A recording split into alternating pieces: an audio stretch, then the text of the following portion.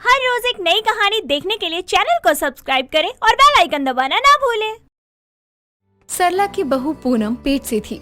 उसका 7वां महीना चल रहा था, लेकिन बदकिस्मती ऐसी थी कि 1 महीने पहले ही सरला का बेटा रवि हार्ट अटैक से मर गया था। अब सरला की बहू तो विधवा हो चुकी थी। सरला तो अपने बेटे के गम से भी उभरी नहीं थी और इधर सरला की बहू माँ बनने वाली थी।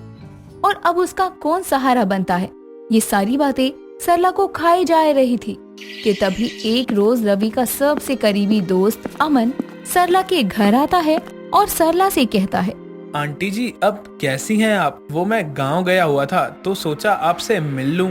बेटा क्या बताऊं, अब तो जीने की इच्छा ही खत्म हो गई।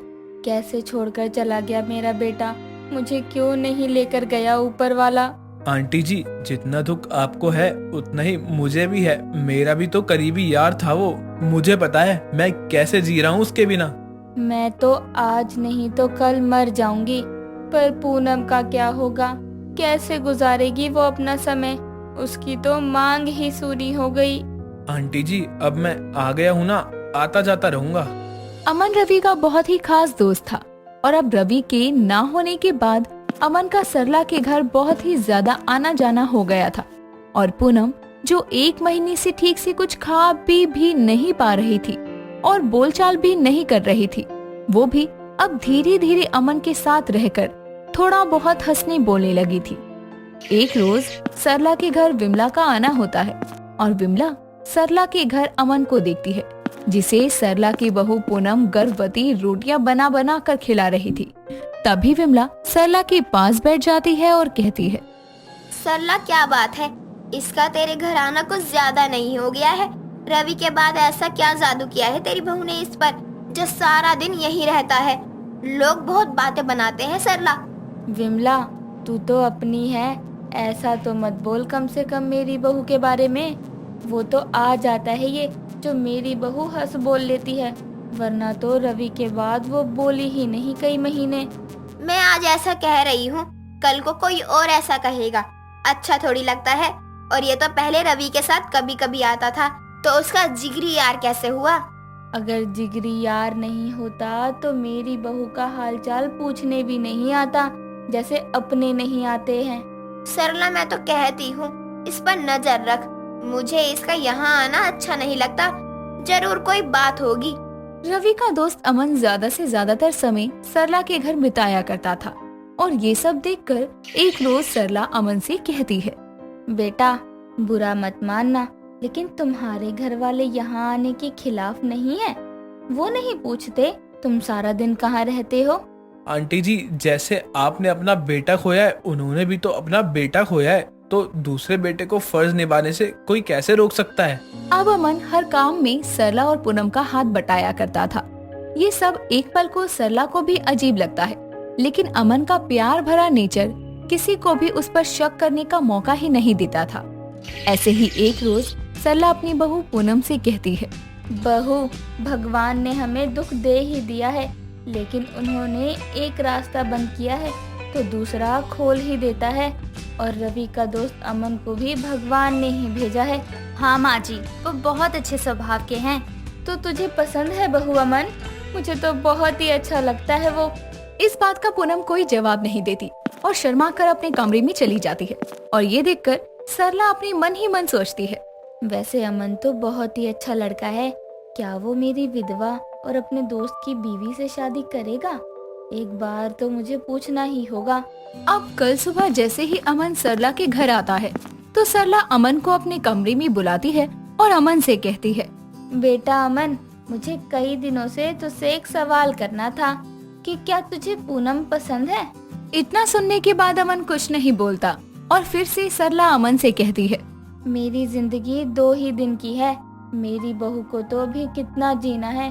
उसने तो अपनी जिंदगी शुरू ही की थी कि उसका सुहाग गुजर गया, और मुझे ऐसा लगा तो मैंने तुझसे कह दिया बेटा। आंटी जी मैं अपने दोस्त के लिए कुछ भी कर सकता हूँ, मैं दूंगा अपने दोस्त रवि के बच्चे को अपना नाम। आज तूने साबित कर दिया कि असली दोस्ती क्या होती है, लेकिन मुझे पूनम से भी पूछना होगा कि उसके मन में तुझे लेकर क्या है। आंटी जी आप बुरा ना माने तो मैं उनसे कुछ पूछ सकता हूँ क्या? अब देर रात पूनम से अमन उसके रिश्ते की बातचीत करता है। पूनम को तो अमन से प्यार होना ही था, पूरे दिन जो दोनों साथ में रहते थे। अब ऐसे में अमन और पूनम की शादी की बात धीरे धीरे मोहल्ले वालों को पता चलती है और विमला अगले दिन ही देर शाम सरला के घर आती है और सरला से कहती है, मैं हमेशा से तुझे अपनी बहन की तरह मानती आई हूँ, उसी नाते आज तुझसे यही कहने आई हूँ कि अपनी बहू को उस लीचर से शादी करने से रोक सरला। विमला, मेरे घर के मामलों में दखल अंदाजी ना ही करे तो ही मुझे अच्छा लगेगा।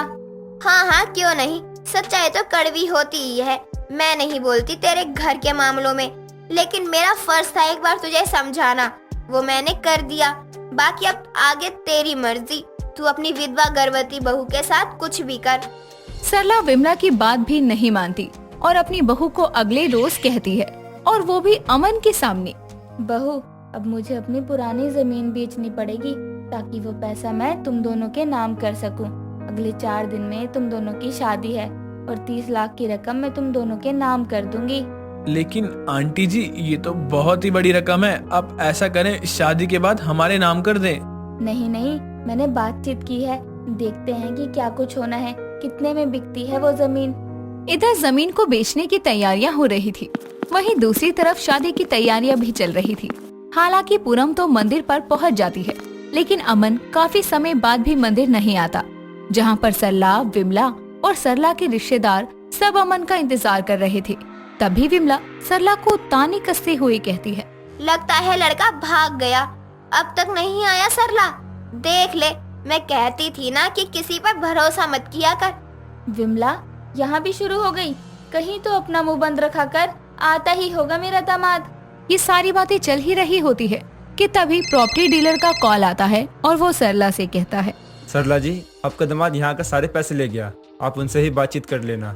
लेकिन वो अमन तो फोन ही नहीं उठा रहा, हम तो शादी के इंतजार में हैं। चलो ठीक है, मैं उसे ही फोन करती हूँ। अब जैसे ही सरला अमन को फोन लगाती है, उसका फोन बंद आता है। काफी समय बीत जाने के बाद भी जब अमन का पता ही नहीं चलता, तो सारे शादी में आए मेहमान जाने लगते हैं और जाते जाते विमला सरला से कहती है, और अपना कितना सर नीचा करवाएगी, तेरा दामाद पैसे लेकर भाग गया। चल बहू को घर लेकर पुलिस में कंप्लेन करते हैं। अब सरला भी अपनी बहू को लेकर घर आ जाती है और अमन के खिलाफ पुलिस कंप्लेंट कर दी जाती है। और उसके बाद सरला विमला से कहती है, विमला, मैंने तेरी बातें मान ली होती तो शायद ये सब नहीं होता। मेरी बहू तो दोबारा सदमे में चली गई। मेरी प्रेग्नेंट बहू के साथ धोखा हुआ है, धोखा। लेकिन कुछ समय में पुलिस अमन को ढूंढ लेती है और सरला को सारा पैसा लौटाते हुए वो अमन को जेल में डाल देती है। लेकिन अच्छा हुआ जो अमन की शादी नहीं हुई, वरना तो और ना जाने अमन क्या ही करता पूनम के साथ। सिया आजकल की ऐसी मॉडर्न लड़की थी जो हर वक्त मेकअप करके अपनी सेल्फी लेने में बिजी रहती थी। वो कहीं भी जाए, कुछ भी खाए, तो सबसे पहले स्नैप से फोटो क्लिक करके उसे स्नैपचैट और बाकी के मीडिया प्लेटफॉर्म्स पर डाला करती थी। ऐसे ही एक दिन वो स्नैपचैट से अपनी सुंदर सुंदर सेल्फी लेकर स्नैप पर पोस्ट कर रही थी। तभी अबीर नाम का एक लड़का उसकी स्नैप स्टोरी देखकर उसे मैसेज करता है, You are so beautiful, looking like a princess. Siya ये मैसेज देखकर उसे रिप्लाई में थैंक्स कहती है। तभी वो लड़का एक और मैसेज भेजता है, क्या हम बात कर सकते हैं? If you want. अभी हम क्या कर रहे हैं? वैसे एक बात कहूँ, मैंने तुम्हें काफी टाइम पहले रिक्वेस्ट भेजी थी, वो तुमने एक्सेप्ट नहीं की। फिर मैंने मैसेज भी किया, बट तुमने कभी सीन ही नहीं किया। और फिर आज तुम्हारी पिक पे मैसेज किया तो बड़ी जल्दी जवाब दे दिया तुमने। वो तो मैं इतना यूज नहीं करती, लेकिन कोई नोटिफिकेशन मिली मुझे तो पता नहीं चला होगा, क्योंकि मैं स्टोरी ही इतनी डालती हूँ और मुझे मैसेज आते रहते हैं, तो कुछ पता नहीं चला। वो तो तुमने मैसेज कर दिया था तो लक बाय चांस मैंने देख लिया, इसलिए बोल रही हूँ। वैसे जो स्नैप पर सिया नाम है वो रियल है ना? हाँ, मेरा नाम सिया ही है। और तुम्हारा अबीर? हाँ, मेरा नाम अबीर है। ओ, वैसे पिक में तो तुम बहुत सुंदर लग रहे हो। वो डोगी वाली रियल पिक लगाओ ना, मैं तुम्हारा फेस अच्छे से देख पाऊंगी। मुझे देखना चाहती हो? Of course. वैसे कहाँ रहती हो? दिल्ली में। और तुम? मैं भी दिल्ली में रहता हूँ। अब तुम मुझे देखना चाहती हो तो मुझसे मिलने आना पड़ेगा। मैं मरी थोड़ी ना जा रही हूँ तुम्हें देखने के लिए। पर मैं तो मर रहा हूँ ना तुम्हें देखने के लिए। मुझे तुमसे बात करनी है, प्लीज मिल लो। हाँ तो सीधा सीधा कह देते कि तुम मुझसे मिलना चाहते हो। हाँ सिया, आई वाना मीट यू। ओके, कल सेक्टर 22 द्वारका आ जाना, ठीक है? ये लो मेरा नंबर, मैंने सेंड कर दिया है। तुम पहुंच जाओ तो मुझे कॉल कर देना। बड़ी तेज हो तुम, इतनी जल्दी है मिलने की कि कहीं मैं भटक ना जाऊं, इसीलिए नंबर दे दिया। तुम बहुत ज्यादा नहीं सोचते, थोड़ा कम सोचा करो। Okay bye, see you tomorrow. Bye. Siya उससे स्नैपचैट पर बात करके फिर से अपनी स्नैप के फिल्टर से अपनी पिक्स को क्लिक करती है, जिसके बाद वो डिनर करने जाती है तो देखती है कि उसकी माँ हेमा ने गाजर का हलवा बनाया है। तभी वो अपनी स्नैपचैट निकालकर फिर से पिक लेती है और फिल्टर लगाकर पोस्ट कर देती है।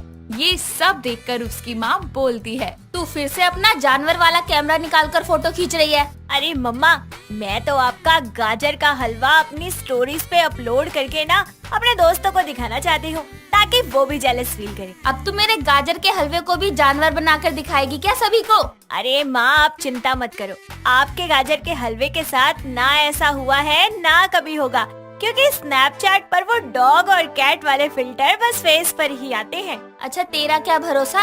और तेरे स्नैप कब किसके साथ क्या कर दे? अरे बहुत अच्छा, बहुत ज्यादा टेस्टी हलवा बनाया है आपने। अच्छा, जब मैंने इतना बोल ही दिया है, इतनी तारीफ कर ही दी है, तो मेरे साथ एक सेल्फी ले लो प्लीज। नहीं, मुझे नहीं लेनी। पता नहीं इस बार क्या बनाएगी। प्लीज प्लीज माँ, एक सेल्फी ले लो, एक। सिया ये बोलकर अपनी माँ के साथ जबरदस्ती वो पिक ले लेती है और अपनी माँ को दिखाकर बोलती है, माँ देखो कितनी मस्त फोटो आई है आपकी, कितनी यंग लग रही हो। अरे हाँ, इसमें तो मैं बहुत अच्छी लग रही हूँ। वाह, क्या लिपस्टिक लगाई है मैंने। माँ, आपने नहीं लगाई, वो स्नैपचैट के लिपस्टिक और फिल्टर का कमाल है। अच्छा, तेरा मतलब क्या है? तेरी माँ बूढ़ी हो गई है? नहीं, तेरी माँ अभी भी जवान है। देख, बाल काले हैं मेरे। तेरा स्नैपचैट मेरे काले बाल कर सकता है? नहीं ना, ये तो सिर्फ लिपस्टिक लगा सकता है या चूहा बिल्ली बना सकता है। हाँ, ये बात तो सही कही। हाँ, तो अपनी माँ से अब ज्यादा तेज मत चलियो। चुपचाप ये हलवा खा और सोने जा, 10 बज रहे हैं। ठीक है माँ। सिया हलवा खाकर अपने कमरे में जाकर फिर से स्नैपचैट चलाकर अबीर से बातें करने लगती है और सो जाती है। अगले दिन वो उससे मिलने जाती है। जैसे ही वो द्वारका पहुंचती है, उसे एक अननोन नंबर से कॉल आता है। हेलो, कौन? हम बोल रहे हैं अबीर। कहाँ हैं आप? मैं आपका वेट कर रहा हूँ। जहाँ आपने बोला था उसी पार्क में हूँ। अच्छा, मैं उसी पार्क में हूँ। आते जाओ आते जाओ, एक पेड़ है, पेड़ के आगे बेंच है, सीधे सीधे आते जाओ। कहाँ है? मुझे तो दिखाई नहीं दे रहे।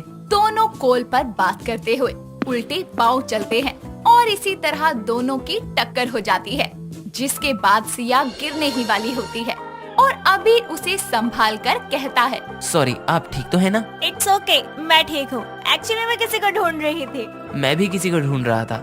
एक मिनट, कहीं तुम सिया तो नहीं हो? मैं ही सिया हूँ और तुम अबीर, राइट? हाँ, मैं अबीर हूँ। हम ऐसे मिलेंगे सोचा नहीं था। बाय द वे, तुम बहुत प्रिटी हो। थोड़ी स्नैपचैट वाली पिक से हल्की सी कम। थोड़ा डिफरेंस तो आएगा ना, वो फिल्टर होते हैं, ये रियल ब्यूटी है। हाँ वो तो है। यही बात करोगी या कहीं चलोगी भी? हाँ चलूंगी, जहाँ तुम बोलोगे वहाँ चलूंगी, बस खर्चा तुम उठाओ। उठा लूंगा, इसमें कौन सी बड़ी बात है। तुम्हें मिलने के लिए इसीलिए थोड़ी बुलाया है कि तुमसे खर्चा उठवाऊं। मैं वैसे भी लड़कियों से खर्चा नहीं करवाता, इससे मेरी शान नहीं घट जाएगी। ओहो, तुम्हारी शान। चले अब कहाँ? तुम्हारी शान बढ़ाने। चलो, शौक से। दोनों एक कैफे में जाकर ऑर्डर देते हैं। तभी सिया फिर से खाने पीने की चीजों के साथ स्नैप वीडियो बनाती है और अबीर के साथ भी डॉग फिल्टर तो कभी डेविल फिल्टर और अलग अलग फिल्टर्स के साथ स्नैप्स लेती है और दोनों साथ में उसे देखकर हंसते हुए कहते हैं, कैसे लग रहे हो तुम इसमें? और अपनी पिक देखो, ये मूंछ वाली, इट्स सो फनी। और तुम्हारी टकले वाली फिल्टर की, ओह माय गॉड, मेरा तो हंसते हंसते पेट दर्द हो गया। हाँ, स्नैप के फिल्टर ना हमारी अलग अलग शक्ल बनाकर हमें ही हंसने पर मजबूर कर देते हैं। हाँ बिल्कुल, खाओ ना, ठंडा हो रहा है। तुम भी सिया। ऐसे ही दोनों एक दूसरे के साथ बहुत बातें करते हैं। वक्त के साथ दोनों मिलने जुलने लगते हैं और दोनों एक दूसरे से प्यार करने लगते हैं।